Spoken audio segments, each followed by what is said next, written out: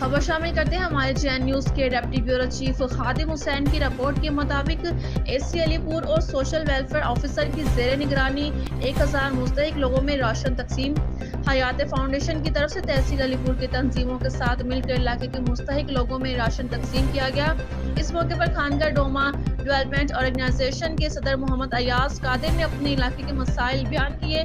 تفصیلات کے مطابق خانگڑھ ڈوما ڈیولپمنٹ آرگنائزیشن کے صدر محمد ایاز قادر نے میڈیا سے گفتگو کرتے ہوئے کہا کہ ہماری یونین کونسل تحصیل علی پور کی آخری پسماندہ یونین کونسل ہے، جہاں پر پاکستان کے سب دریا ملتے ہیں۔ ہر سال فیلڈ کا آنا معمول ہے۔ 2018 میں تو آپا فاؤنڈیشن اور WHH پسماندہ یونین کونسل کے لوگوں کے لیے امید کی کرن بن کر آئی، جس نے منصوبہ BTRP چلایا اور لوگوں کو افات کو کم کرنے کی صلاحیتوں کو بڑھانے کے سیشن کروائے اور مختلف ادواروں سے میٹنگز کروائیں، اور ہماری تنظیم کو محکمہ سوشل ویلفیئر مظفر گھر سے رجسٹرڈ کروایا، جس کی وجہ سے آج ہم اپنے لوگوں کو حقوق دلوانے پر کام کر رہے ہیں۔